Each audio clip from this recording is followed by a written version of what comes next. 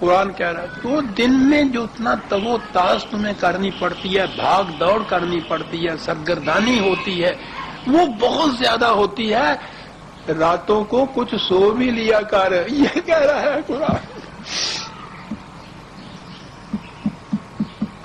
نظر آتا تھا کہ دن بھر اس پروگرام کو جس پہ سوچ بچار کی جاتی تھی اس کو ایگزیکیوٹ کرنے کے لیے کیا کچھ نہیں کرنا پڑتا ہوگا۔ خدا خود یہ کچھ کہہ رہا ہے، کہہ یہ رہا ہے قم اللیل الا قلیلا نصفہ او انقص منہ قلیلا او زد علیہ۔ او اس عسکری مہم کی تیاریوں میں مصروف،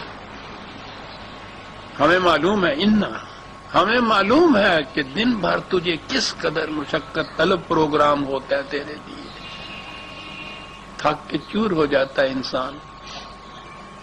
ٹھیک ہے، تمہیں رات کو دن بھر کی جتنی بھی کارروائی ہے اس پہ غور کرنا ہوگا، ریویو کرنا ہوگا، اس کو کل آنے والے پروگرام کی تیاریاں کرنی ہوں گی، تو دن بھر کے بعد پھر وہ رات آتی تھی نا اس کے لیے، راتوں کو یہ کرتے تھے۔ انہماک کی یہ کیفیت تھی، اور واقعی جس کے سامنے اتنی بڑی ذمہ داری ہو اور اس کی جذب و کشش کی یہ کیفیت ہو، وہ کھانا پینا سونا جاگنا جانتا ہی نہیں ہے پھر تو، لیکن ضرورت تو اس کی ہے کہ یہ بھی بڑی ضروری چیز ہے۔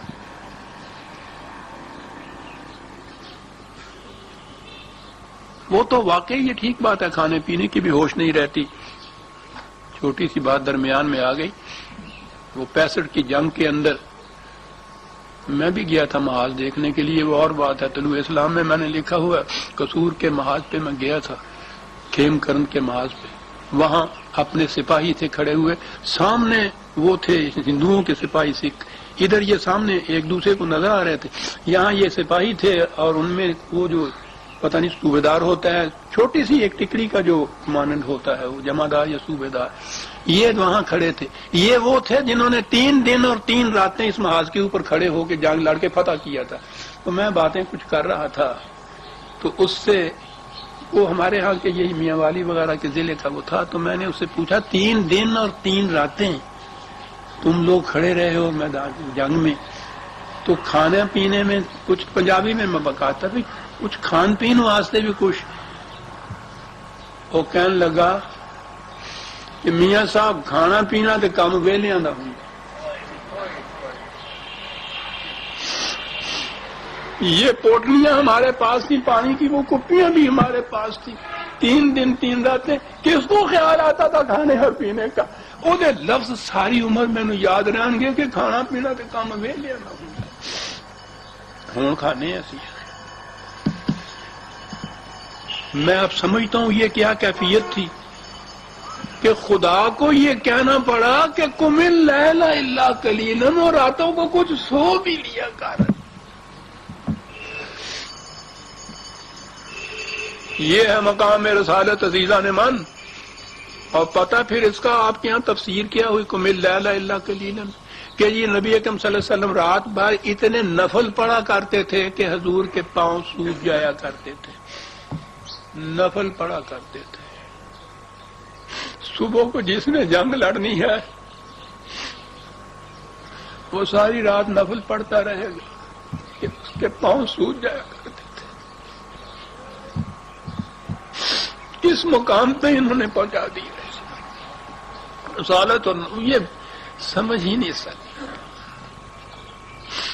مذہب میں سمجھا ہی نہیں جا سکتا کہ دین کے تقاضے کیا ہوتے ہیں اور دین کا علم بردار جو ہے اسے کیا کچھ کرنا پڑتا ہے۔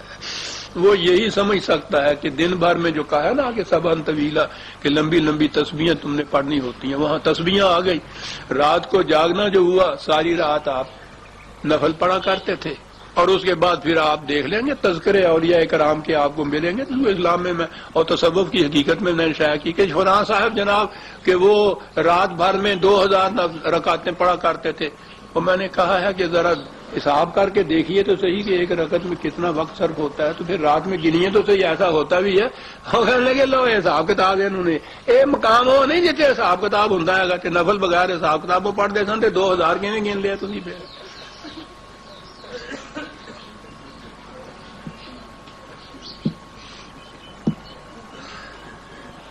لیکن اتنے تے عقل دی گل کرنا تے کفر ہوندا ہے۔ بہرحال اس کا ترجمہ یہ ہو گیا کہ نفل پڑھتے تھے حضور، رات بھر پاؤں سوج جایا کرتے تھے۔ وقت ہو گیا، نصفہ او انقص منہ قلیلا او زد علیہ، آدھی رات۔ کبھی دیکھو کہ کام زیادہ ہے تو تھوڑا سا بڑھا لیا کرو، تھوڑا ہے تو اور بھی کام کر لیا کرو۔ وہ کیوں؟ انا لک فی النہار سبحا طویلا، دن میں جو تمہیں پروگرام ہے تھوڑا ہے، وہ اتنا لمبا چوڑا ہے۔ دیکھ رہے ہیں کس طرح سے ربط ملتا ہے، کیا پروگرام ہے جو دیا جا رہا ہے۔ یا ایھا المزمل، اب عظمت کھلی اس بات کی عزیزان ایمان کہ یہ کیا کہا گیا تھا۔ اور آگے ہے ورتل القرآن اللہ اکبر ترتیلا۔ وقت ہو گیا ہے اور یہ بات بھی ایسی ہے کہ تھوڑی سی فرصت چاہتی ہے، کچھ سکون و اطمینان سے باتیں کریں گے۔ ہم تو بات نہیں کریں گے عزیزان ایمان، نہ یہ پروگرام دیکھیں نہ ان کی سمجھ میں ہمارے بات آئی۔ زور سارا یہی ہے کہ نماز پڑھ لیا کرو، رات بھر نفل پڑھا کرو، دن بھر تسبیح پھیرا کرو، سارا کچھ ہو جائے گا۔ کہا یہی مقام نبوت تھا، یہی مقام رسالت تھا، کیا جانے کیوں نہ بینند حقیقت رہے افسانہ زنند۔